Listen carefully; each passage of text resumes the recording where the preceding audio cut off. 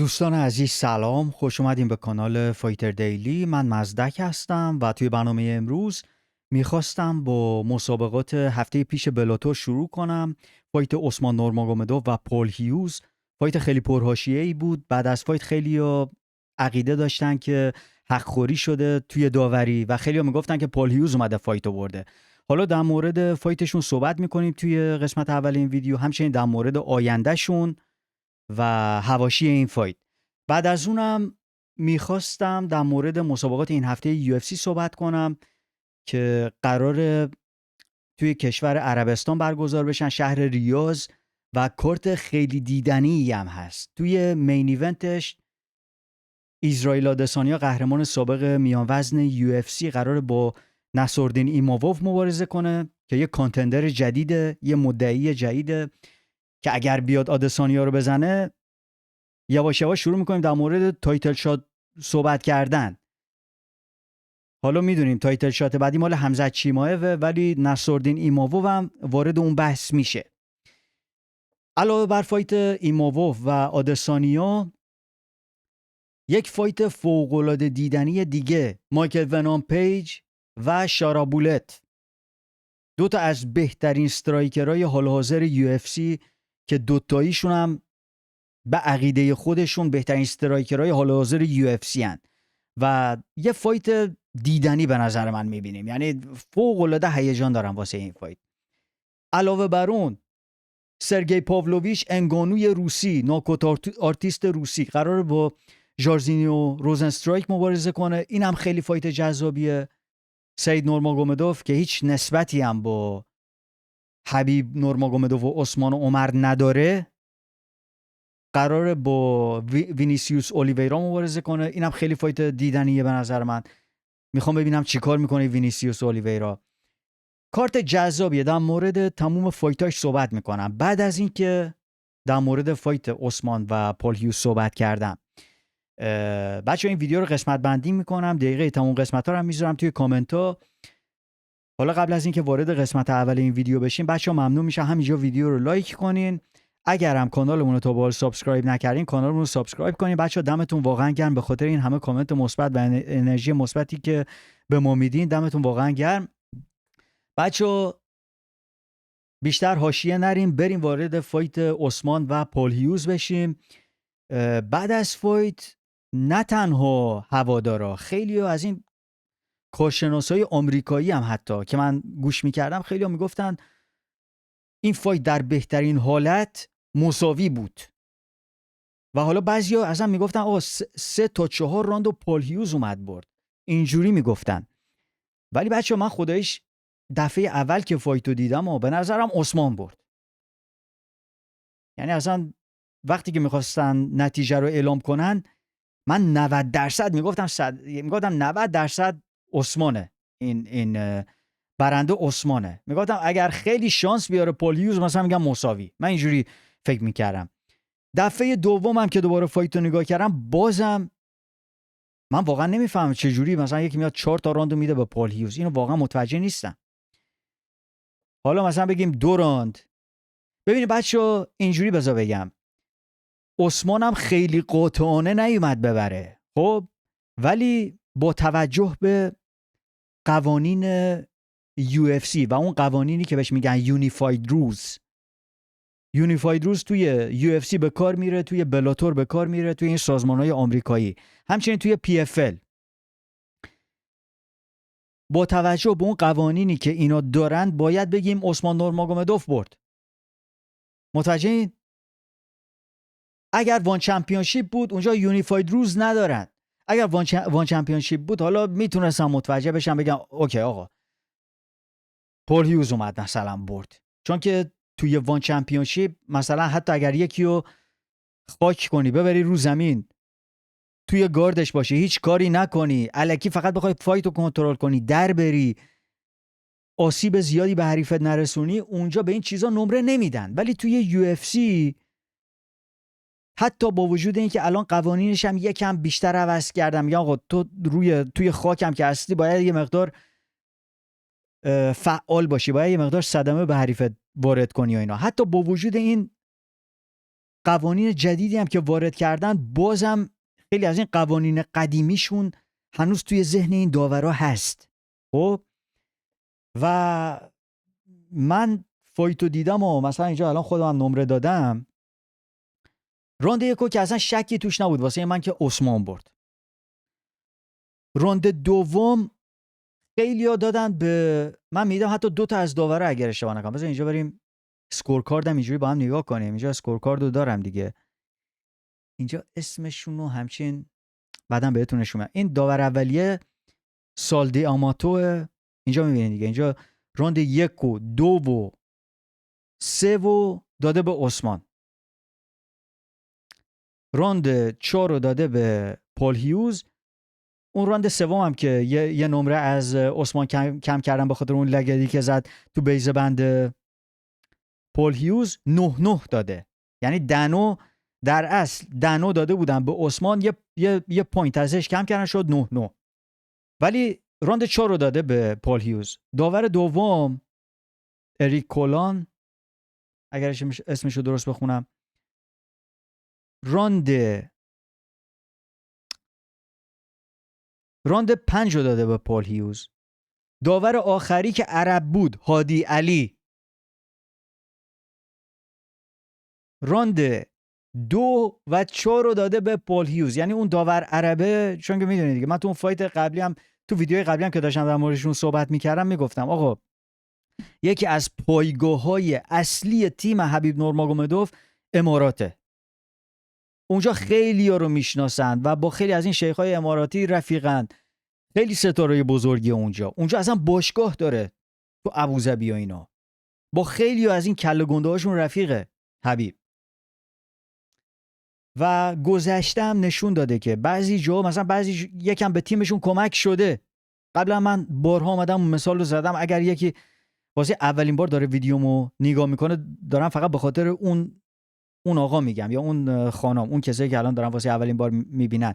من بارها در مورد این داستان صحبت کردم که یه مرتبه حبیب قبل از فایتش با جاستین گیچی توی وزکشی‌ها درست و حسابی یه جورایی زیر سبیلی، این واژه رو یکی از بچه‌ها اینجا اومد گفت نگو زیر میزی بگو زیر سبیلی، اینجوری ردش کردن رفت، در حالی که چون که تو امارات بود کمیسیون ورزشی اونجا خیلی سختگیری نمی‌کرد.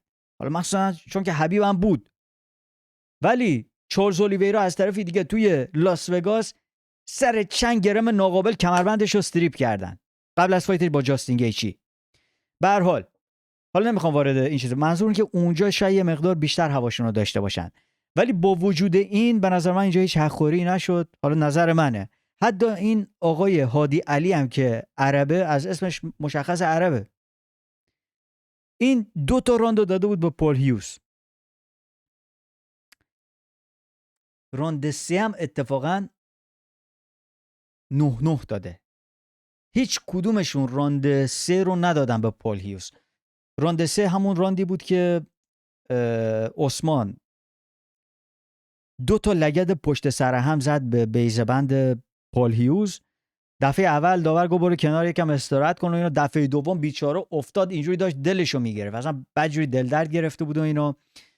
و اونجا داور دیگه اومد یه پوینت کم کرد از عثمان.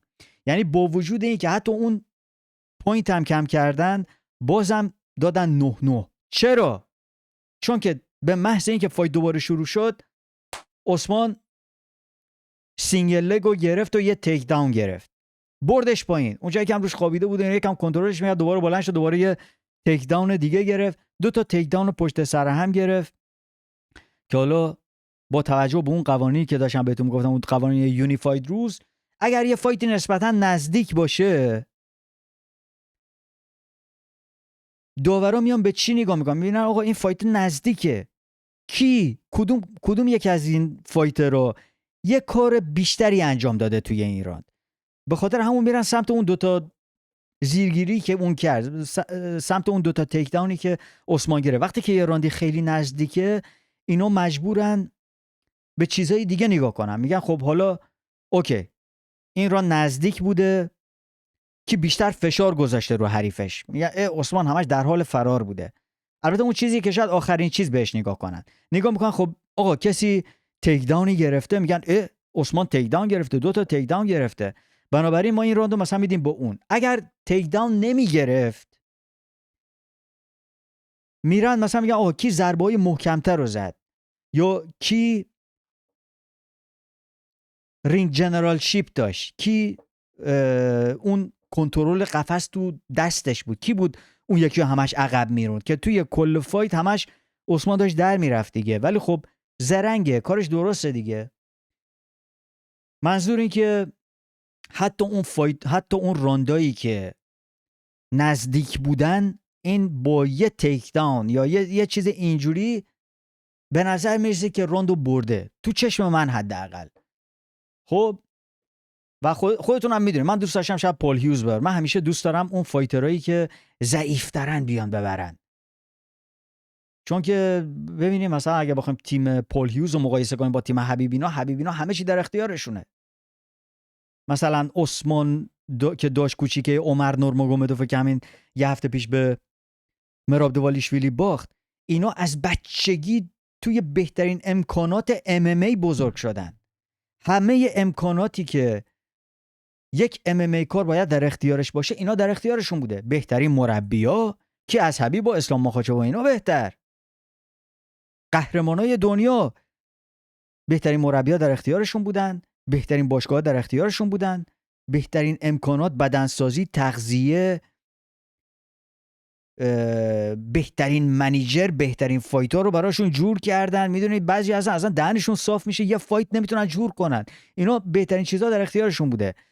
به خاطر همین میگم مثلا تیم نورماگومدوف خیلی تیم قدرتمندیه توی MMA. با وجود این یکی مثل پول هیوز که حالا مثلا میگفتن، حالا قبل از این میگفتن آقا MMA ایرلند کجا، MMA داغستان کجا، یه فایت نسبتا نزدیکی به نمایش گذاشت. خیلی‌ها فکرشو نمی‌کردن حالا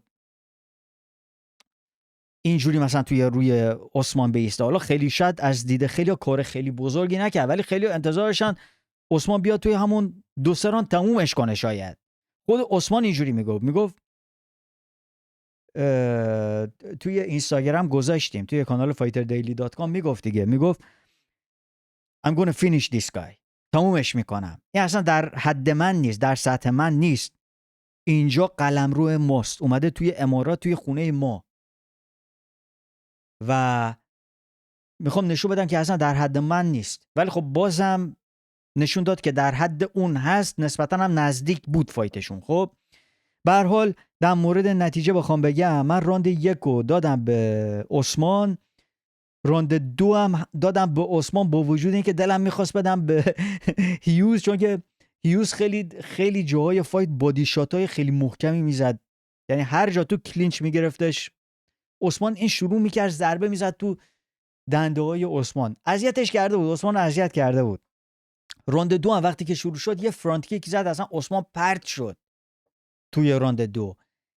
حتی با وجود این چیزا من یعنی میخواستم راند 2 رو بدم به پول هیوز، ولی نتونستم بهش راند 2 رو بدم. حالا دیگه واسه بار دومم که اون فایتو دیدم بازم راند 2 رو دادم به عثمان، چون به نظر عثمان برد. راند 1 و 2 رو به نظر من عثمان برد. راند 3 هم باز به نظر من درست دادن، یعنی 9-9.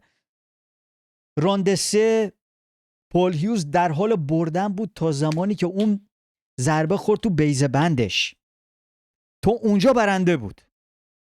ولی یک کار خیلی زیرکانه ای که این عثمان انجام داد این بود که به محض این که داور یه امتیاز ازش کم کرد و پول هیوز دل دردش یه مقدار رفت سری دوباره برگشت، به نظر من شاید باید یه مقدار بیشتر استراحت میکرد، چون که این 5 دقیقه فرصت داشت. چرا باید سری برگردی؟ توی راند 4 وقتی که کلهاشون خورد تو هم، عثمان نزدیک 5 دقیقه داشت استراحت میکرد. من گفتم الان شاید فایتو اصلا تموم کنن. حالا خیلی بیشتر از استراحتش، خیلی بیشتر از پول هیوز بود. حالا شاید دقیقاً 5 دقیقه نشد، ولی خیلی از اون بیشتر استراحت کرد. به هر حال توی راند 3 برگردیم. راند 3 به محض اینکه بلند شد و خواست دوباره ادامه بده، من احساس میکنم هنوز اون درد ضربه عثمان تو بیضه‌هاش بود، هنوز دل دردشو داشت. همین که فایت شروع شد عثمان سری سینگل لگو گرفت. من فکر نمی کنم پول هیوز اونجا انتظار اینو داشت که این سری سینگل لگ بگیره، یعنی اونجا غافلگیرش کرد و پول هیوز نشون داد که آقا تیک داون دیفنس خوبی داره. درسته ایرلندیه، همونجور که تو ویدیو قبلی بهتون گفتم در مورد این فایت صحبت کرده بودم، میگفتم این میتونه حریف سختی باشه واسه عثمان به نظر من هنوز با فایترهای تاپ هنوز خیلی هاشون مبارزه نکرده، خیلی ها رو تموم کرده ولی لولشون پایین تر بوده. وقتی که مثلا یکی میفته مقابل یه حریف بهتر، اونجاست که دیگه باید بیا خودش نشون بده و میبینیم همش یه فایت نسبتاً از دید من فایت اوکی بود، ولی خب متاسفانه ببینیم به کجا رسیدیم که همچین فایتای دیگه به نظرمون اوکیه. بزن خیلی دیدنی نبود اونجوری که خیلی انتظار داشتن، یعنی دوست داشتیم ببینیم، ولی دیگه اینجوریه دیگه. خیلی اینجوری میان فایتا رو میبرن و سبک دیدنی نیست، ولی خب اومد برد. حالا در مورد سبکش یه مقدار بعداً صحبت میکنم. راند 3 اینو میخوام بگم، به محض اینکه دوباره شروع کرد مبارزه کردن، این سری سینگل لگو گرفت و دیگه اونجا همونجوری که قبلا بهتون گفتم 2 تا تیک داون گرفت، همون باعث شد که 10-9 راندو بدم به عثمان. بعد اون امتیازی که ازش کم کردن شد 9-9. بعد راند چهارم هم اگر درست یادم باشه چند جا راند چهارم بود دوباره تیک داون گرفت اگر اشتباه نکنم، آخرای راند چهارم بود، ولی کاری نکرد، کار خاصی نمیکرد. یعنی حتی پول هیوز هم از رو کمرش 2-3 تا اورنج و اینا زد. راند پنجم هم آخر راند 5 مثلا اون 10 ثانیه آخر راند پنجم به نظر میرسید که نزدیک بود عثمان رو تموم کنه، یعنی شروع کرد هجومی بدجوری حمله کنه بهش و اینا. یکم هم به نظر میرسید عثمان خسته شده باشه، ولی خب بین راند 4 و 5 و 2 حالا من میتونستم مثلا یکی دو تا راندو بدم بهش. من الان اینجوری که الان خودم اینجا نوشتم راند، البته میگم دیگه راند، من خودم اینجا راند 5 رو دادم به هیوز، راند 3 هم یه جای خواستم بهش بدم ولی دیگه اونجا یکم پارتی بازی کردم، راند 3 رو بهش دادم. به هر حال خیلی از این راندا نزدیک بودن. بستگی داره چجوری شما به این فایت نگاه کنید. خب اگر یکی بیاد بگه آقا 2-3 تا راند و پول هیوز اومد بود، حتی یکی بیاد بگه 3 تا راند و پول هیوز برد، بازم از دید اون من میتونم یه چیزایی ببینم. ولی خب میگم دیگه با توجه به یونیفاید روز و قوانین یو اف سی و بلاتور و قوانین این ام ام ای آمریکا که ازش استفاده میکنم، یکم بهتر بود عثمان و اینجوری نمیتونی شما بیان کمربنده یکی رو بگیریم، باید یه مقدار قاطعانه تر باشه، میدونی، باید یه مقدار قاطعانه تر باشه. حداقل یه جای ناک داونش میکردی، یه راندو با تسلط میبردی، یعنی همه ی راندو، یعنی احساس میکنم 50-50 ما داریم صحبت میکنیم. به نظر من عثمان اومد برد، تماشاگر پسند نبود. من اونجا هم ویدیو قبلی در موردشون صحبت میگم، گفتم اینو داداشش عمر قشنگ کپی همدیگن. عثمان قشنگ مثل یه آدسانیایی میمونه که گرپلینگ و کشتی بلده، وگرنه همونه. یعنی آدسانیا اون آخر سریا که کمربندو داشت، مثلا مقابل جرک کنونیر فایت نسبتا خسته کننده ای بود، مقابل یو رومرو فایت فوق العاده خسته کننده ای بود. مثلا میگم من اینجوری میکنم اونجوری میکنم، بعد یه مثلا یه دیسیژن نسبتا خسته کننده میدیدیم و فایتش خیلی تماشاگر پسند نبود. درست قهرمان خیلی خوبی بود ولی بعضی از این فایتاش خیلی دیدنی نبودن. الان عثمان هم همینه، عثمان نورماگومدوف قشنگ مثل یه سریال تکراریه. اگر دوباره بره مقابل یکی مبارزه کنه توی بلاتور که دیگه الان میگن تمومه، اینجوری که میگن، حالا ببینیم و تعریف کنیم، اگر دوباره بیاد مبارزه کنه مقابل یکی دیگه، اینجوری فایتاشو میبره عثمان. من هر فایتی که تا بال از عثمان دیدم برده همینجوری بوده، به غیر از اونایی که دیگه از اوجشون خیلی فاصله گرفتن، سنشون خیلی رفته بود بالا، یا فایترهای خیلی گمنامی بودن اصلا مشهور نبودن، اونا رو مثلا اومده تموم کرده، مثلا با سابمیشن یا حالا ناکوت. اونایی که لولشون پایین بود اونا رو اومده تموم کرده، ولی اونایی که لولشون نسبتاً بالا بود یا خوب بودن، همینجوری که اومد پول هیوز رو برد همینجوری اومده فایتا رو برده. عمر هم همینه، اگر فینیش اومد وگرنه اینا بیگدار به آب نمیزنن، هیچ عجله‌ای هم ندارن، براشون فرقی نمیکنه که بگه خسته کننده است یا خسته کننده نیست، اینجوری ما فایتا رو میبرن و قشنگ مثل یعنی از بزن دوری میکنن. فایترایی هستن که خیلی کارشون درسته، ولی اصلا دعوا نمیکنن داخل خط، یعنی همش میخوان با دعوا نکردن فایتر رو ببرن، یعنی اینجوری همش یه جایی تفره میرن از اون داستان، ولی خب اینجوری امتیاز میدوزن، همینجوری امتیاز سعی میکنن راند به راند فایتر رو ببرن، نمیرن واسه تموم کردن فایت. فایترایی مثل چارلز اولیویرا اون میره واسه تموم کردن فایت، حتی اسلام مخاچف میره واسه تموم کردن فایتا. اسلام مخاچف توی این فایتای اخیرش همه رو تقریبا تموم کرده. برین کارنامه اسلام مخاچف رو نگاه کنی، اصلا به ندرت توی این 4 سال اخیر اصلا فایتاش دسیژن کشیده نمیشن. از وقتی که اومده سر کمربند مبارزه کن، کمربندو که اصلا اومد قاطعانه برد، اصلا اولیویرا رو تموم کرد قشنگ. قبل از اون دن هوکر رو بابی گرین رو که اصلا تو راند یک کلکشونو کرد. یه مرتبه فقط مقابل ولکانوفسکی به دسیژن کشید، دفعه دوم هم باز ناکوتش کرد. هر کیو تا حالا گذاشتن جلوی اسلام مخاچف تموم کرده. حبیب هم حتی مثلا بگیم اومد تموم کرد، گیچی رو تموم کرد، کانر رو تموم کرد، پوریه رو تموم کرد. بعضی هم که مثلا باید تموم میکرد تموم نکرد، مثل باربوزا. مثلا باربوزا رو به نظر من باید تموم میکردی حبیب، چجوری تمومش نکردم من خودم تو کفم هنوز، یا آلایا کوینتا. ولی مخاچف رو بخوام بگم، درسته که عثمان و عمر زیر دست اینا مثلا بزرگ شدن اینا، ولی استایل فایتشون کاملا فرق میکنه با اینا. به محض اینکه احساس کنن سر و پا یکم تو خطرن، سریع اقدام میکنن، یه تیک داون.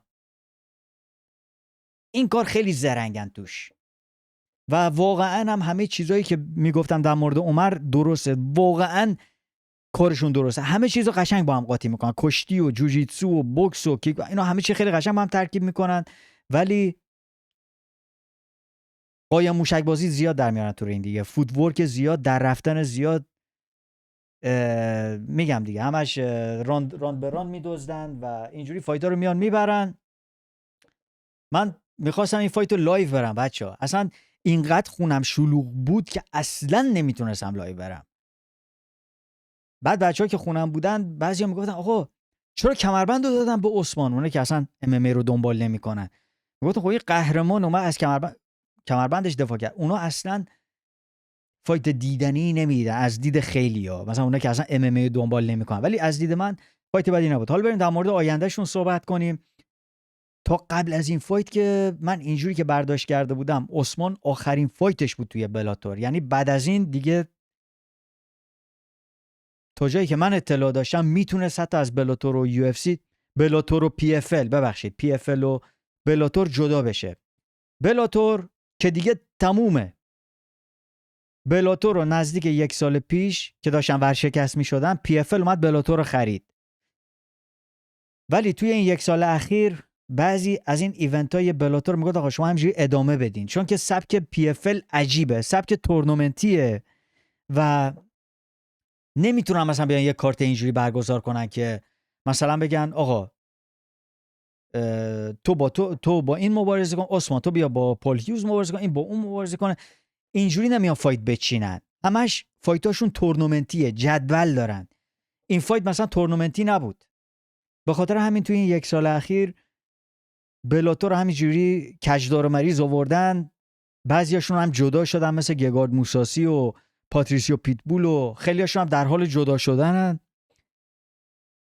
تا رسیدیم به اینجا، الان اومدن گفتن که این دیگه آخرین ایونت تاریخ بلاتوره، از این به بعد هر چیزی که داریم پی اف اله. حالا ببینید چی میشه. من یه ویدیویی درست کرده بودم سال 2025 رو پیش بینی کرده بودم، گفته بودم آقا این عثمان میاد وارد یو اف سی میشه، امیدوارم همینجوری بشه. میخواد چیکار کنه مثلا تو پی اف ال؟ کی مثلا میخواد بزنه جلوش؟ میخواد بره تو تورنمنت؟ نمیدونم، شاید بره، ولی من فکر میکنم این منتظر اینه که اسلام مخاچف از اونجا بره، بعد این بیاد جای اسلام مخاچف رو بگیره. در حالی که تو همین الان هم بیای داخل سبک وزن، یه سال طول میکشه تا اسلام مخاچف بره. اسلام مخاچف یه دفاع دیگه احتمالاً میکنه بعدش میره. خوشم اتفاقا اومده گفته که اگر جاستین گیچی دن هوکر رو بزنه، میام مقابل گیچی دفاع میکنم بعدش میرم. اگر اسلام مخاچف از دسته سبک وزن بره یه وزن بالاتر، بره ولتر ویت یا حتی بره میدل ویت که الان خیلی صحبتشه، دیگه بر نمیگرده. یعنی به نظر من اگر UFC دوباره نیاد فایت مخاچف و ساروکیان رو ست کنه، چی میگن، مخاچف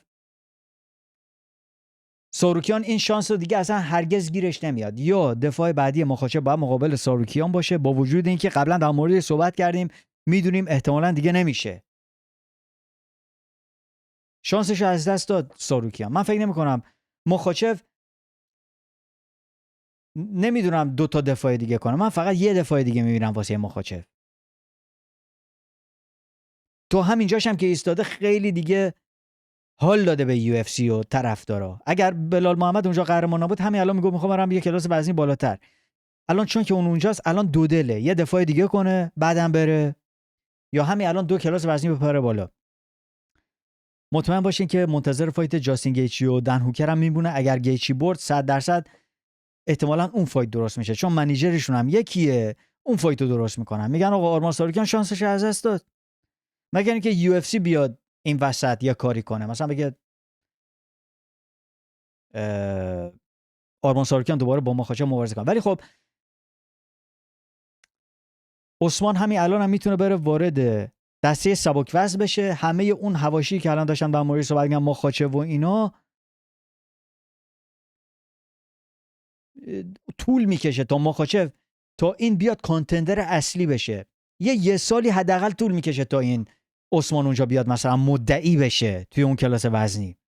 تا اون موقع دیگه مخاچف رفته. منظور همین الان هم بره وارد یو اف سی بشه بد نیست به نظر من.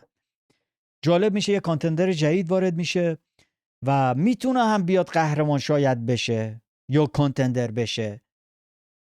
من با چند تا از بچه‌ها صحبت می‌کردم، رفیقای خودم، میگفتم آقا این عمرن بتونه بیاد اولیویرا و پوریر و گیچی و اینا رو بزنه. من بهشون میگفتم اوکی شاید همین الان با هم مبارزه کنن، آره شاید همینجوری باشه که شما میگین، ولی تا 1 سال 2 سال دیگه اونا دیگه نیستن. دسته سبک وزن رو بخوایم نگاه کنیم و نگاه کنیم این کانتندراشونن: مخاچف، ساروکیان، مخاچف که قهرمانه، ساروکیان، اولیویرا، گیچی، پوریر، هولووی، هوکر، چندلر، گمروت، داریوش، مویکانو. اصلا ببین 10 نفر اول اینا همشون 35 36 این لب پرتگاه اصلا چندلر. هوکر هم که اصلا حرفشون نزن، اینم سنش رفته بالا. هالووی هم سنش رفته بالا، اصلا خیلی فرسوده شده بدنش، اصلا اون هالووی سابق نیست، با وجود اینکه حتی سنش هم خیلی زیاد نیست. پوریر هم که تا حالا 10 دفعه سر مرز بازنشستگی، همه الان مثلا بازنشسته است، ولی میگه یه فایت دیگه بیشتر ندارم. گیچی هم اگر دوباره بازه خدافظ. اگه اومد به هوکر بازه، هوکر هم شانس بدی نداره مقابل گیچی ها. اولیویرا هم 34-5، یعنی تا 2 سال دیگه شما فکر می‌کنید اینا همشون اینجان؟ پوریر و گیچی تو این 2 سال اخیر با 1000 سیاست و مثلا چندلر خودشون رو اینجوری گرفتن، قلاب انداختن بالا، وگرنه اینا تا 2 سال دیگه نیستن. بعد کی میخواد مثلا بیاد جلوی این عثمان وایسه؟ عثمان هم بیاد قایم موشک بازی رو بنده دنگ دنگ هی بزنه در بره. فایتای با همون سبک خودش میاد فایتا رو میبره. ببینیم چی میشه. ولی همین الان بزنه جلوی اونا، خیلی‌ها میتونن واسهش مشکل ساز بشن، ولی تا 2 سال دیگه نمیدونم چه کانتندرایی اومدن. بعد ببینیم تا 2 سال دیگه چی شده. ولی همین الانم وارد یو اف سی بشه، من میتونم ببینم میذارنش یه حریفی توی تاپ 10 بهش میدن که بیاد خودش رو اونجا نشون بده، چون قهرمان بلاتوره. چندلر هم وقتی که وارد یو اف سی شد بهش تاپ 5 دادن، یه فایتر تاپ دادن بهش. همین الان عثمان وارد بشه حریفی شاید بدن تو تاپ 10، میتونه جالب بشه برگرده. ولی از طرف دیگه پول هیوز، به نظر من پول هیوز جسش واسه سبک وزن کوچیکه بچه‌ها. انگار مثلا یه ایلیا توپوریا مانندی داشت اونجا مبارزه میکرد. این توی کیج واریرز قهرمان 66 کیلو بود، قهرمان فدرویت بود، وزن پایینتر. این تو فدرویت بذارنش خیلی چیز جالبی میتونه بشه به نظر من. حالا من نمیدونم دلش بخواد وزن کم کنه، دلش نخواد وزن کم کنه، اذیت میشه یا اذیت نمیشه. از لحاظ جسه به نظر میرسید که یه مقدار کوچیکتر از عثمان باشه و اگر بیاد توی یو اف سی نمیدونم میتونه واسه خیلی مشکل ساز بشه، ولی تو دسته فدرویت خیلی بیشتر میتونه پیش بره تو دسته سبک وزن. این هم وارد یو اف سی بشه جالب میشه، ولی میگم احساس میکنم که یه مقدار جسش کوچیک‌تره. حالا بریم وارد حواشی این فایت بشیم.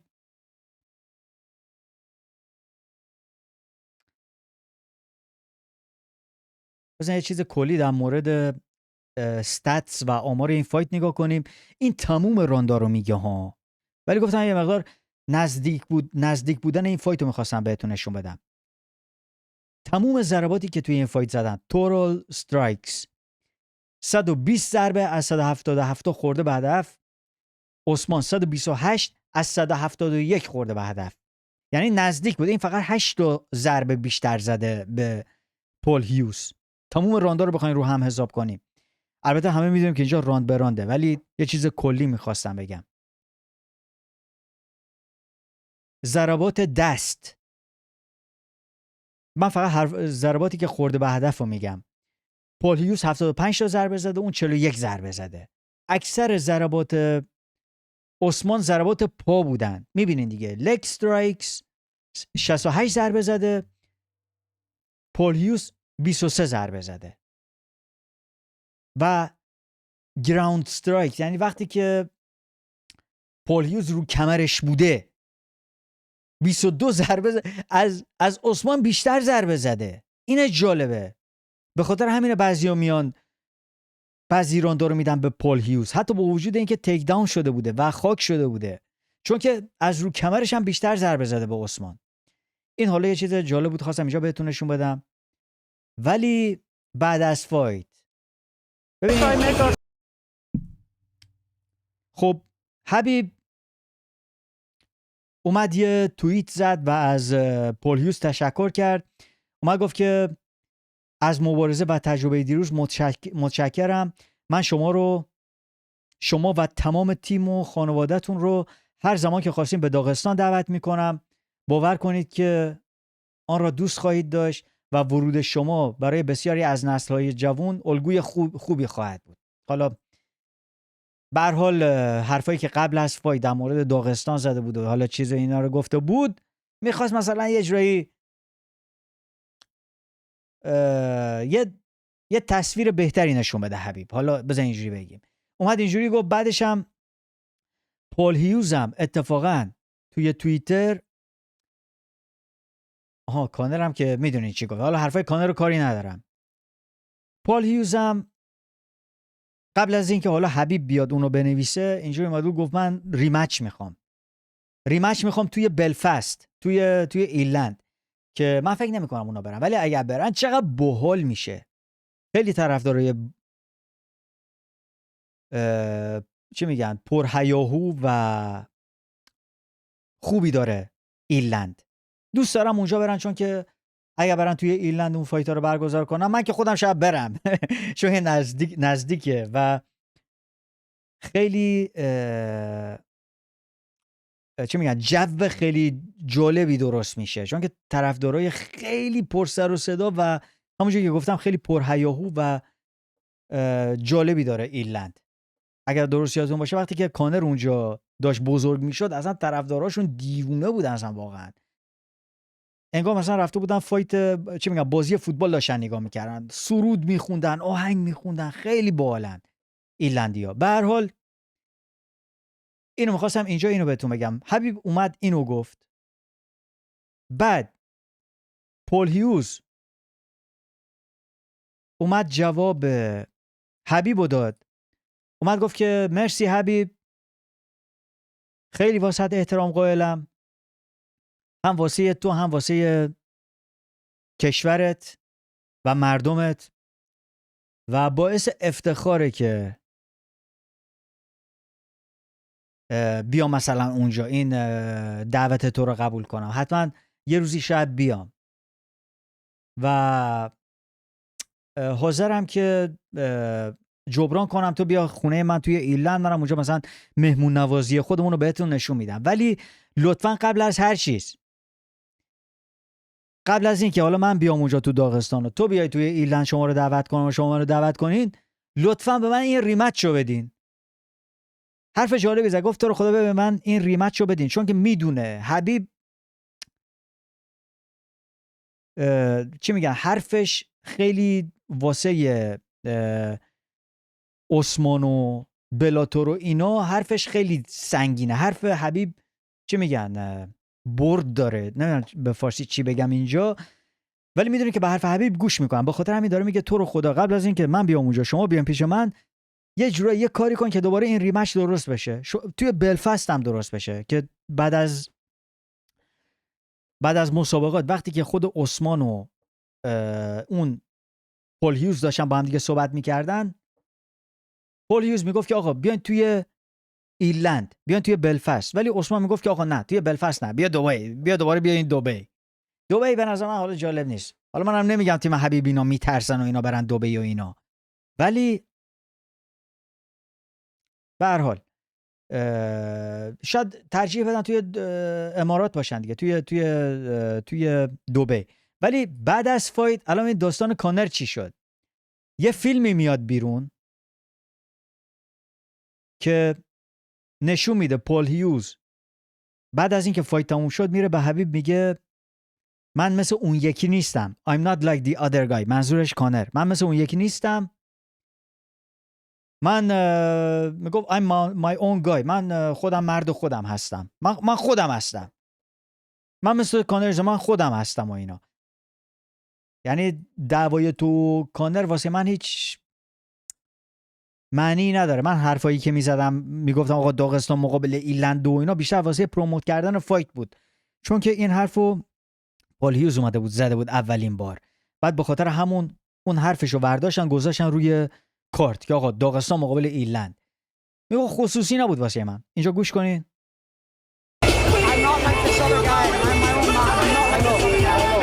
حبیب میگه I know. میگه I'm not like the other guy. This other guy I'm my own. من میگم I know. بریم حالا. اگه بتونم بخونم چی نوشته اینجا خیلی حرفه. The media try and make us like گفت که مدیا یه کاری میکنه که یه جوری دیده بشه که آقا ما اصلا با هم دشمنیم، داغستان مقابل ایرلند و اینا، در حالی که مثلا اینجوری نیست. من واسه تو احترام دارم، تو هم واسه من احترام داری، ما واسه هم دیگه احترام داریم و این حرفا اینا به کنار. کانر این حرفایی که این آقا به واسه کانر جالب نبودن. کانر اومد ریاکشن نشون داد و اومد گفت که درسته تو یک پاچه خار بیش نیستی، تو یه پاچه خاری، بام هولدی کری. اینو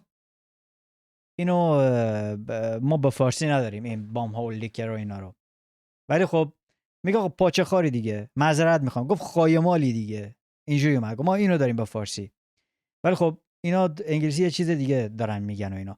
به هر حال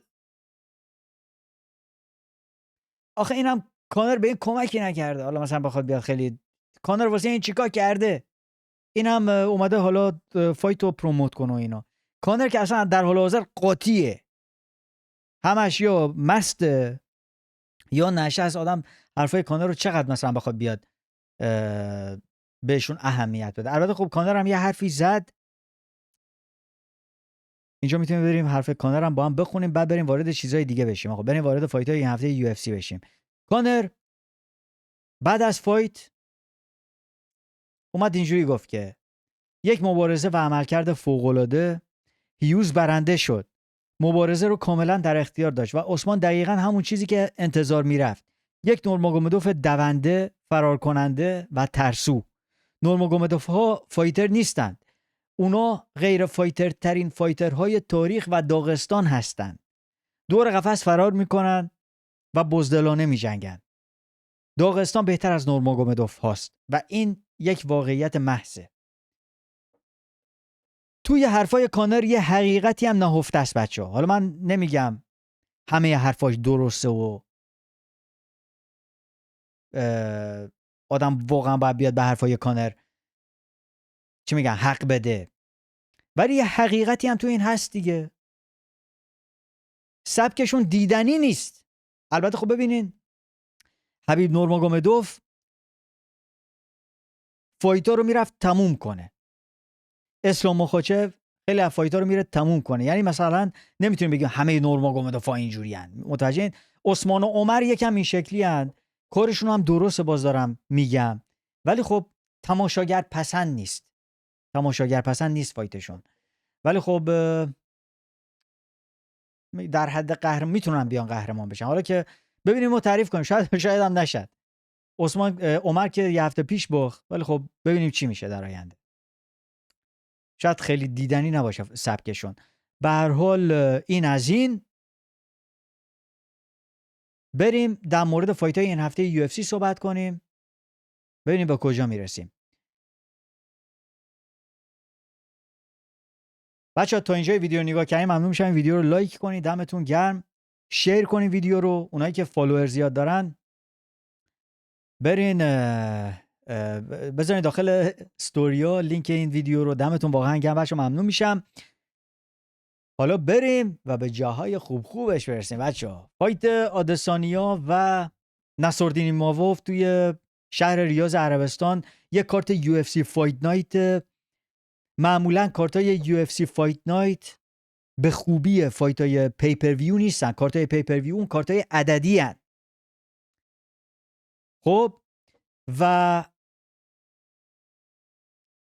معمولا چون که اون کارتا رو توی پیپر ویو میفروشن و فروش بیشتری دارن و میخوان خیلی روشون پول در بیارن و اینا، معمولا اون کارتا رو یه مقدار کیفیتش رو میبرن بالا، فایتای خیلی جذابی میندازن توی اون کارت. ولی همونجوری که میبینی الان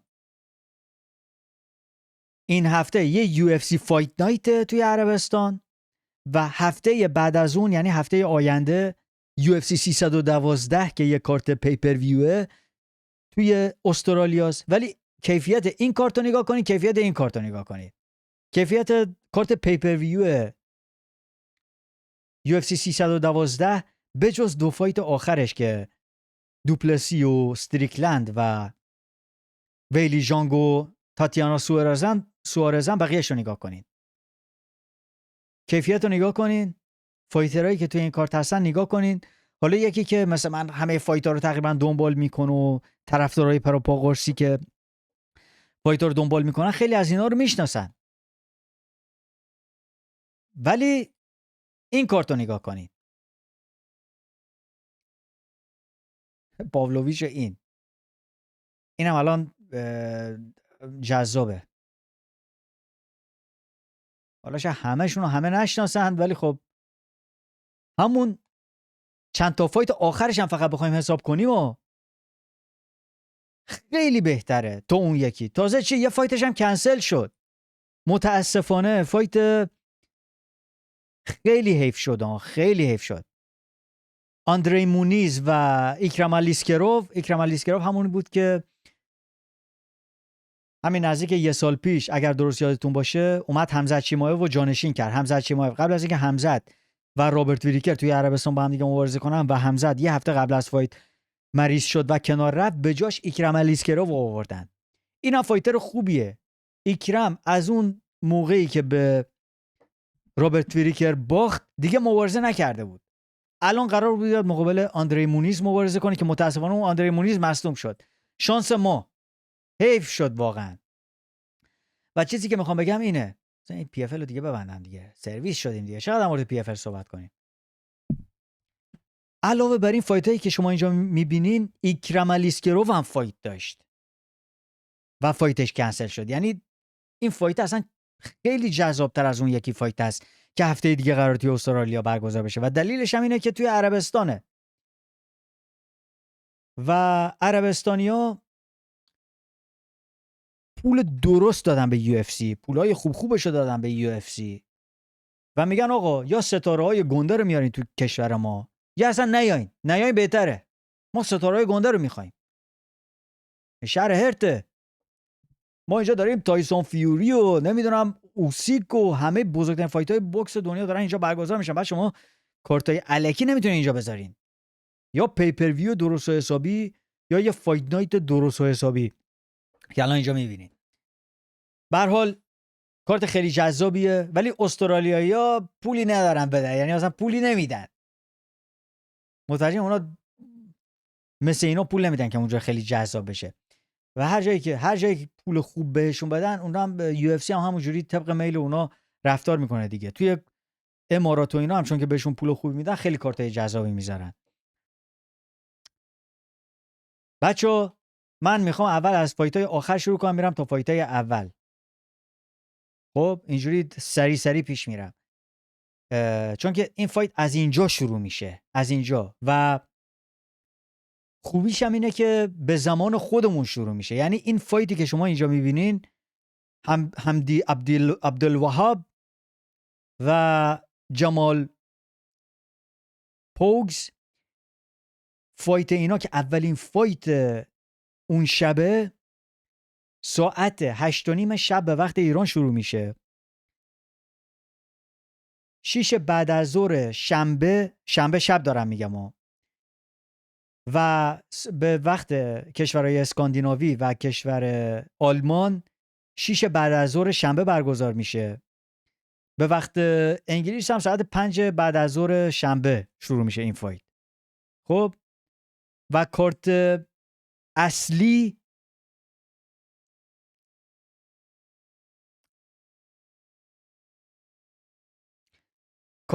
دیگه واسه ببینم اشتباه دارم میبینم نه درست دارم میبینم، نه آره این که درست گفتم اینو. آره مین کورس 8 شروع میشه. بذار یه لحظه نگاه کنم. آره بچه بهتر، ببخشید این کارت فایت عبدالوهاب و جمال ساعت 5:30 بعد از ظهر به وقت ایران شروع میشه. 5:30 بعد از ظهر به وقت ایران و به زمان آلمان و کشورهای اسکاندیناوی ساعت 3 بعد از ظهر شروع میشه. خیلی سریع شروع میشه، خیلی باحاله. اینجا میبینید دیگه نمیشه 3 پی ام ما. و کارت اصلیه که ساعت 8:30 شب به وقت ایران شروع میشه و ساعت 6 بعد از ظهر به زمان آلمان و کشورهای اسکاندیناوی، یعنی فایت موین غفوروف و اوفلی از ساعت 8:30 شب به وقت ایران شروع میشه این فایت.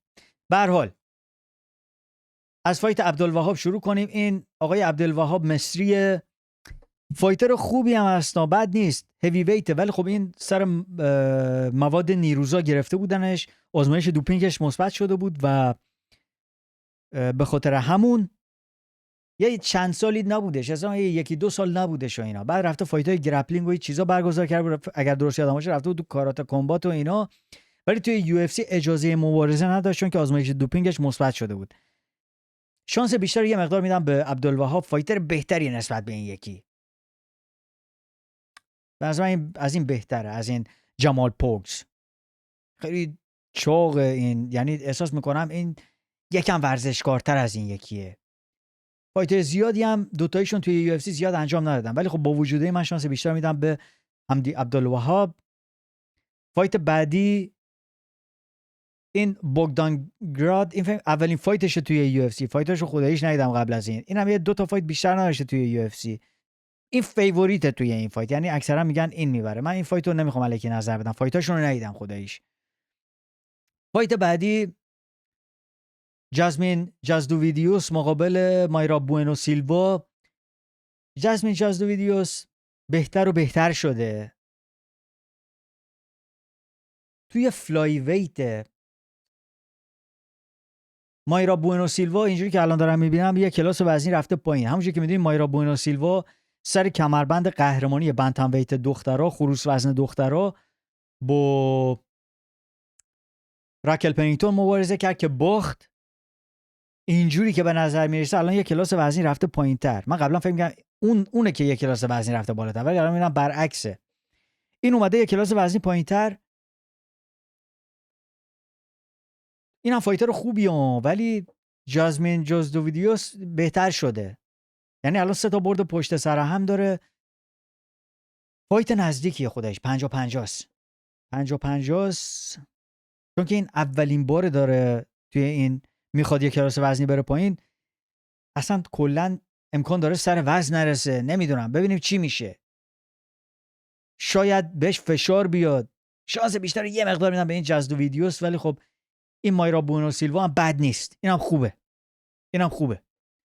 ولی خب ببینیم چیکار میکنه. راحت سر وزن میرسه، نمیرسه، کنسل نمیشه فایتشون، چه جوریه. این کانتندر بوده دیگه، این سر کمربند مبارزه کرده، جوونم هست یعنی. ولی خب توی یه کلاس وزنی بیدر و پیکر مبارزه کرده. تو کلاس وزنی بنتم ویت دخترها، کلاس وزنی اینا یه مقدار سخت‌تره.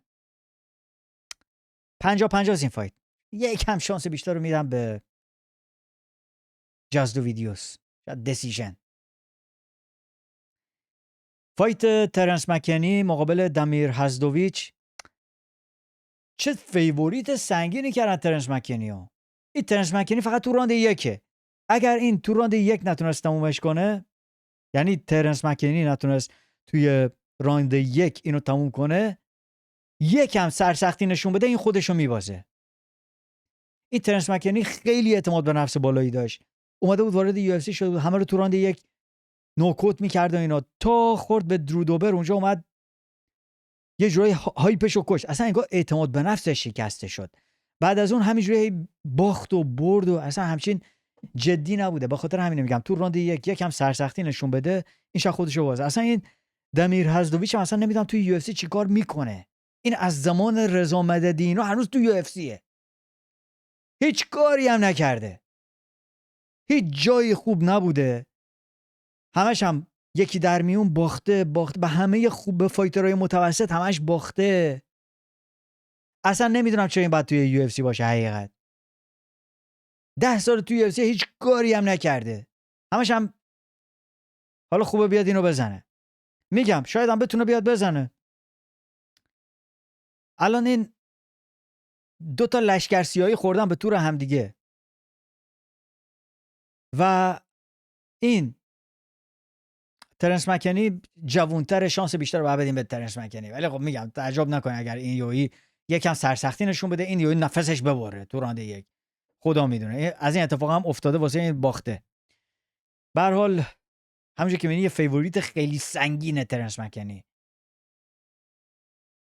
آره، ولیش اینم همچین بی شانس نیست به نظر من. شامیل گازیف مقابل توماس پیترسون. اصلا نمیدونم که خودش، مثلا تا حالا فایتاشو ندیدم. مثلا چند تا فایت انجام داده تو یو اف سی. داش کامارو عثمان رو راستی اومد زد. آره تو فایت قبلش اومده کامارو عثمان، داش کامارو عثمان رو زده. همین به جمال پوگز باخته. ببین دیگه چقدر من فایتشو با محمد عثمان خداییش ندیدم. الان یادم نیست. به خاطر همین یادم نیست. چجوری اومده داش کامارو عثمان؟ خاکتون سرت محمد عثمان که اومدی به این باختی. ناسلامتی این اومده التیمیت فایتر رو برده، بعد اومده به این باخته. این شامیل گازیف یو اف سی اومد گندش کنه، دید نه این از اون داغستانی‌ها که فکر می‌کردن نیست. نفسش زیاد نیست، کاردیو وحشتناک، شکمش هم اصلا وحشتناک چاقه. یعنی اینجوری از این کسایی نیست که خیلی فقط گنده باشه، چاقه. یعنی چربی زیادی داره، مثل یکی که اصلا تمرین نمیکنه، همش داره مکدونالدز و دبل برگر و به قول حبیب برگر، دبل برگر، کوکاکولا، این چیزا میخوره. همش از این چیزا داره میخوره به قول حبیب. دبل چیز برگر، این چیزا زیاد میخوره. ولی خب ببین چیکار میکنه. من متاسفانه فایت اینو ندیدم، ولی اینم میگم فایتر بدی نیست شمیل گزیوان، ولی تو دوراند اول شانس بیشتر رو من میدم به شمیل گزیوان، حتی با وجودی که اینو ندیدم. تو به جمال پوکس باختی، همون واسه من کافیه. میگم شمیل گزیف میاد میبره.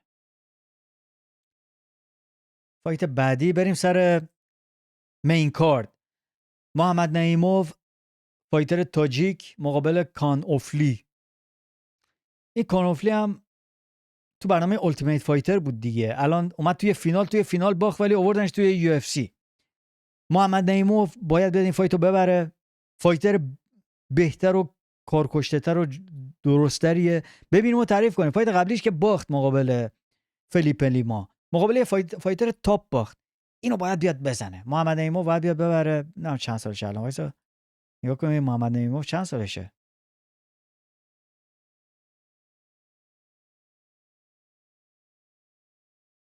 لعنتی اگر درست بنویسن خیلی حرفه. 30 سالشه. میتونه هنوز خوبه، جوونه.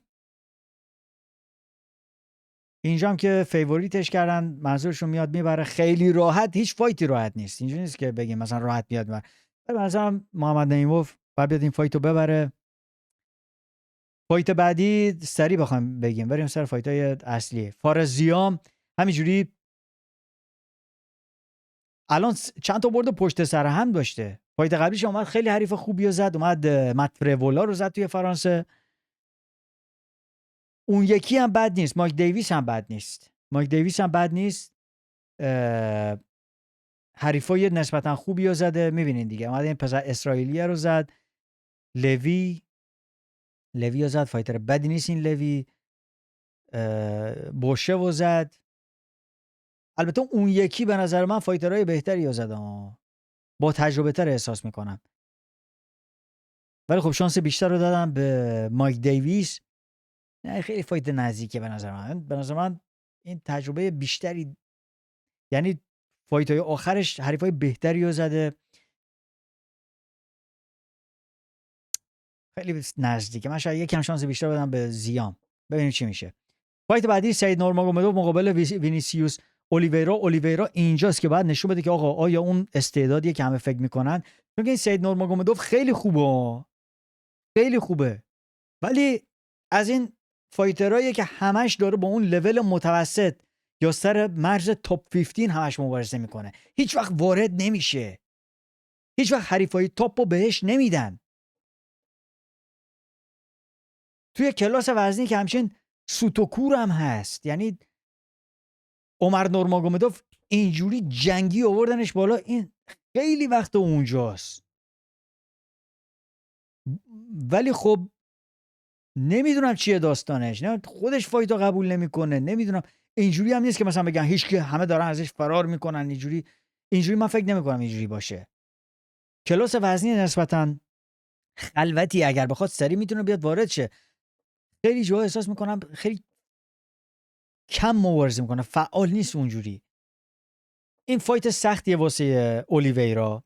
همونجوری که میبینین طبق سایت‌های شرط بندی میگن نورماگومدوف میبره. من میگم اولیویرا شانسش بد نیست این فایت. گشنه تره تا این نورماگومدوفه. نورماگومدوف ببرش تعجب نمیکنم، ولی من احساس میکنم اینم بد نیست. ولی خب ببینیم چی میشه. شاید این مثلا خاکش کنه یا مثلا سابمیتش کنه. ببینیم چه جوریه. ولی این تو فایتاش کلکل میکنه و اینا، یه مقدار تو مایه‌های ندیاز و اینا. ببینیم میتونه اینو کاری کنه یا نه. متوجه هستم اگر یکی میگه اولیویرا آندرداگ، نورماگومدوف میاد میبره، ولی من چون که خودم شاید دوست دارم اولیویرا ببره، میگم اولیویرا. چون که اولیویرا اگر ببره میخواد بیاد وارد تاپ 15 بشه. اون یکی اصلا انگار اصلا دلش نمیخواد وارد تاپ 15 بشه. این یه ستاره جدیدی وارد اونجا میشه. همون کلاس وزنی عمر و اینا، این چیز جدیدی وارد اونجا میشه. به خاطر همین دوست دارم اولیویرا ببره وارد شه. فایت بعدی سرگی پاولویچ و ژارزینیو روزنسترویک. پاولویچ فایتای قبلیش همچین خوب واسش پیش نرفت. فایت قبلیش که به ولکوف خیلی بد باخت. قبل از اون که با اسپینال ناکوت شد، سر کمربند توی راند 1 ناکوت شد. بعد از اون اومد با شکست سنگینی خورد مقابل الکساندر ولکوف، ولی خیلی ها رو زده ناکار کرده دیگه. می‌بینید تو راند 1 کورتیس بلیدز، پاولویچ، میگم پاولویچ، توی واسا رو تو راند 1 زد. لوئیز رو توی راند 1 ناکوت کرد. شمیل عبدالرحیموف رو توی راند 1 ناکوت کرد. یا سلام، خیلی ها رو زده. ولی ژارزینیو کیک بوکسره، از لحاظ مچاپ فایت خوبی رو بهش دادن. فایت نسبتا خطری میتونه باشه واسه پاولویچ ها. میتونه فایت خطری باشه واسه پاولویچ. با وجود این که خیلی آندرداگ نسبتا زیادی، به نظر من سایت های شرط بندی اومدن درست آدزا رو دادن. یعنی مثلا میگن تقریبا میگن 70% شانس برد پاولویچ بیشتره. میگیم 60% پاولویچ شانس بردش بیشتره، حدود 40% ژارزینیو. بوی ناکوت میاد بچه ها، بوی یه ناکوت میاد. پاولویچ احتمال داره بزنه روزنسترایک رو توی راند 1 شاید ناکوت کنه. پاولویچ هم چه میگم، روزنسترایک هم آدم نباید دست کم بگیره، ولی میگیم پاولویچ راند 1، میگیم راند 1 پاولویچ ناکوت. وای وای وای وای، بریم سر فایت اصلی آقا. مین ایونت مردم. بچه تا اینجا ویدیو نگاه کردین لایک کنید، دمتون گرم اگر یادتون رفت. بریم سر فایتی که خیلی‌ها منتظرشن، فایت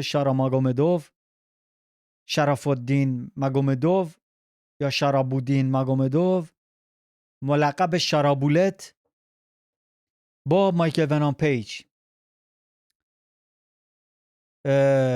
یه فایت، ببین بچه، شارا ماگومدوف که خودش میگه آقا من بهترین استرایکر حال و حاضر دسته 84 کیلو یا دسته میان وزن یو اف سی ام، اینجوری میگه. و بعد از این که اومد آرمان پتروسیان رو نوکوت کرد با اون سپینینگ بک فیست بود، اینجوری چرخید با یه دست زد، بعد برگشت با اون یکی دست زد. بعد از اون نوکوت اومد اسرائیل آدسانیا رو چالش کرد، اومد گفت که آقا آدسانیا، میخوام بهت نشون بدم که من بهترین استرایکر میدل ویتم توی یو اف سی، من بهترین استرایکر یو اف سی ام. اومد آدسانیا رو چالش کرد. بعد از اون بود که مایکل ونام پیج، چون که رفیق با اسرائیل آدسانیا و یه جای مثلا با هم دوستن، اومد گفت که آقا بیا به جاش با من مبارزه کن، من یه کلاس وزنی میام بالا توی کلاس وزنی تو، اونجا بهت نشون میدم که کی بهترین استرایکره. خب و شارابولت هم به نظر من چالش خوبی بود، یعنی به نظر من چالش خوبی کرد. اومد آدسانیا رو چالش کرد، اومد یکم اسم خودش رو انداخت رو زبونا، ولی چالنجی نبود که بیان بهش اون حریفو بدن. آدسانیا کجا داشت، تو کجا؟ آدسانیا قهرمان سابق بوده تو ردبندی‌ها، اون موقع همین الان دومه. شارا هم الان آوردن گذاشتن تو رنکینگ ها 14ام، با وجود اینکه حتی یک فایتر تو رنکینگ ها نزده. فایت قبلیش آرمن پتروسیان اصلا تو رنکینگ ها نبود. شما معمولا باید یکی که تو رنکینگ هاست بزنین شما رو وارد کنن، ولی این حتی یک فایتر رنگ تو نزده وارد رنکینگاش کردن، چون که میبینن طرفدار زیاد داره، بالای 1 میلیون فالوور داره. این چیزاییه که یو اف سی بهش فکر میکنه. خب بعضی وقتا یکی فایتر خیلی خوبی وارد رنکینگ ها میشه، بعضی وقتا یکی طرفدار زیاد داره و یو اف سی چون که میخواد طرفدارای اون فایتر رو مثلا بیاره سمت خودش، مثلا یه کاری میکنه که سریعتر گنده بشه و سعی میکنن به یه ستاره ای تبدیلش کنن. الان گذاشتنش توی رنکینگ ها شماره 14 و شارابولت هم اومد چالش MVP رو قبول کرد و خوشحالم قبول کرد، چون که الان یک فایت خیلی دیدنی میبینیم دو تا استرایکر که واقعا میخوان با هم دیگه ایستاده مبارزه کنن و یه شو خیلی قشنگ به طرفدارا نشون بدن.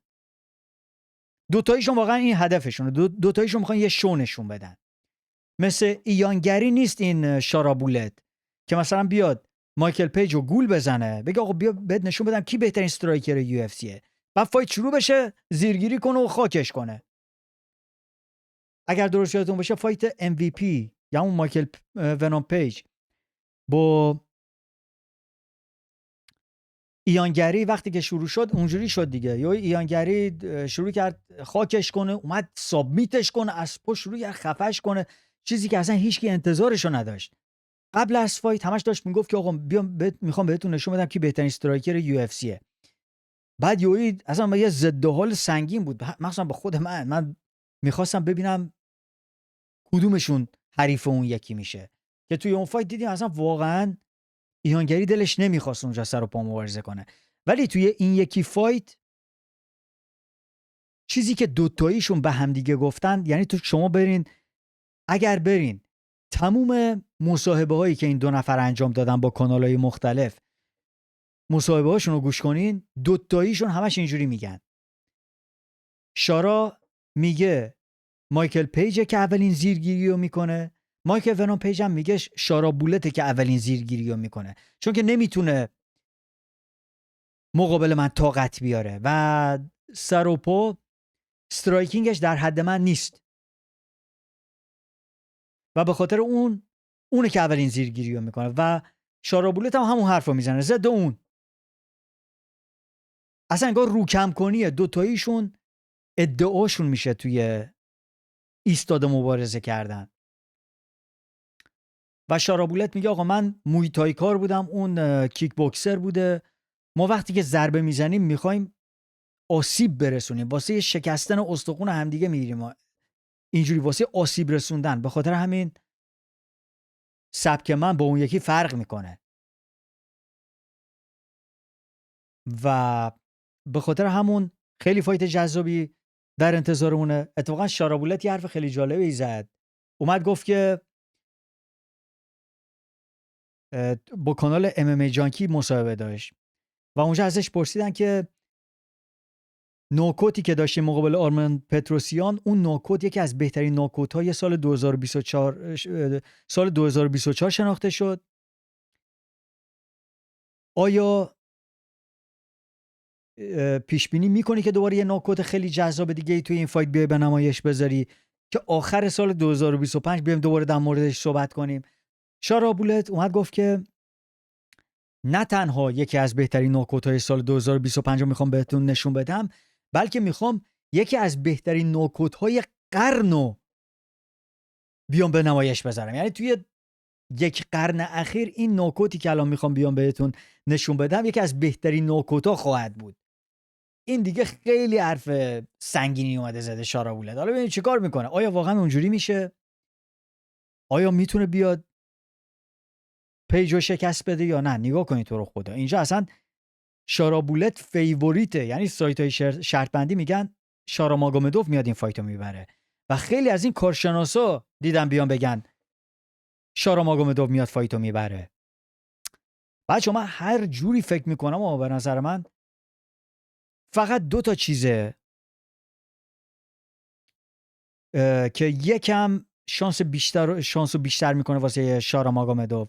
یکی این که یعنی از دید من، یکی شارا اگر درست یادم باشه 30 سالشه، نگاه میکنم الان، آره 30. مایکل ونام پیج نزدیک 37 فکر کنم 37 باشه، 37. با وجود اینکه 37 بازم به نظر من سرعت زیادی داره، چون که شارا یه مقدار جوانتره، بدون شکست اعتماد به نفس بیشتری داره. این یکم احساس میکنم شانسو بیشتر میکنه. ولی وقتی که مثلا نگاه میکنم کدومشون استرایکر بهتریه، ببین بچه من چیزی رو که دیدم میگم، من میگم MVP. من میگم MVP فایتو میبره، شانس بیشتر میدم به MVP، حتی با وجودی که همه اکثر دنیا حتی اگر رأی گیری هم بکنیم و نظرسنجی میکنم بعدن، مطمئنم خیلی اکثرا میان شاید رأی بدن به شارا ماگومدوف، ولی به نظر من شانس بیشتر یه مقدار با مایکل ونان پیج. اگر شارا بیاد ببره تعجب خیلی زیادی نمیکنم. دیدم مثلا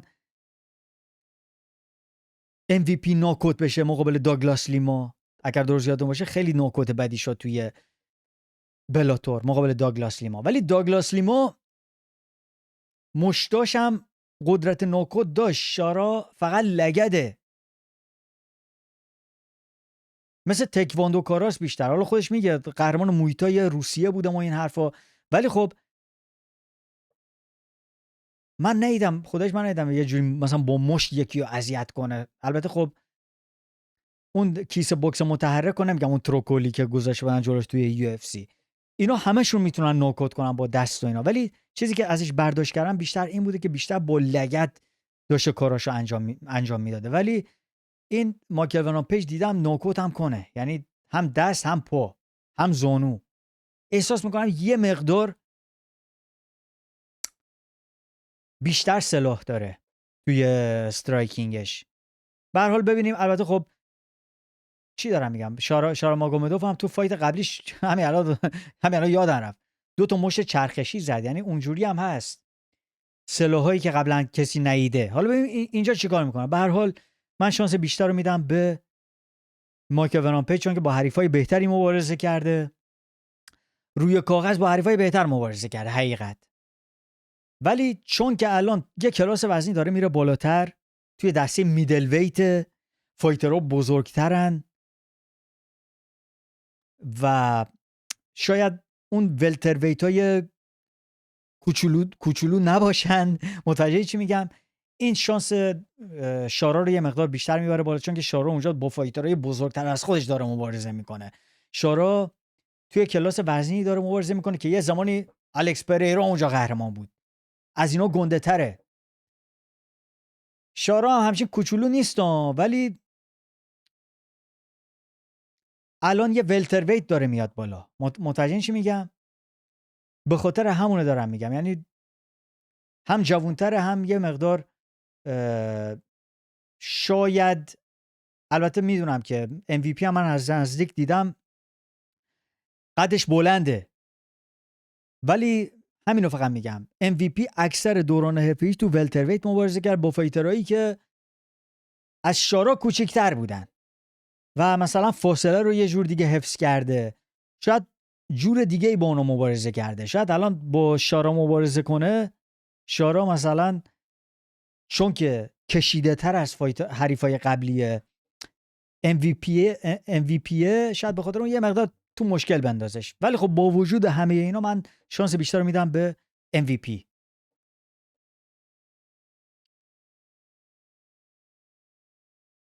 بگیم چجوری؟ نمیدونم والا. این فایت همه جور میتونه تموم بشه. میتونه تو راند یک ناکوت این یه لگد چرخشی بزنه اینو ناکوت کنه، این یه زانو بزنه اینو ناکوت کنه، شاید تو راند 3 شاید دسیژن. همه حالت‌ها رو میتونم ببینم توی این فایت، ولی به هر حال میگم MVP میاد این فایت رو میبره. بریم سر مین ایونت، فایت اسرائیل آدسانیا و نصرالدین ایماووف اصالتا داغستانی 8-9 سالگی اومدن فرانسه. الان بیشتر فرانسویه احساس میکنم، یعنی تو داغستانی، یعنی تیمی که داره تیمشون فرانسوی هن. متوجهین؟ این قبلا توی تیم سیریل گانینو بود اگر اشتباه نکنم، الان تیمشو عوض کرده، چون دیگه من اون فرناند لوپز و اینا رو تو کورنرش نمیبینم. البته شاید هم این دفعه البته فرناند لوپز دیگه فکر نمی کنم کلا بیاد توی کورنر فایتر. فکر می‌کنم دیگه یه دوست داره از پشت صحنه بشینه خیلی چیزا رو هدایت کنه. مربیشون رو دارم میگم. به هر حال فرانسویه، ولی خب چجوری بگم، مثل بنیل داریوش ما هست که مثلا از بچگی رفت آمریکا، این هم یه جوری اونجوریه، از بچگی رفتن فرانسه، ولی خب گرپلینگ و ایناش هم بد نیست. مثلا فایت قبلیش مقابل برندان آلن نشون داد و قبل از برندان آلن هم که اومد جری کنونیه رو شکست داد، فایتر بدی نیست. خب قبل از اون هم که اومد رومن دولیدزه رو شکست داد، فایتش با کریس کورتیس نو کانتست تموم شد، کلهاشون خورد تو هم دیگه، فایت تموم شد اونجوری. ولی خب مثلا یه فایت نزدیکی به شان استریکلند باخت، فایتر خوبی ها. سرعت آدسانیا رو من احساس میکنم نداره.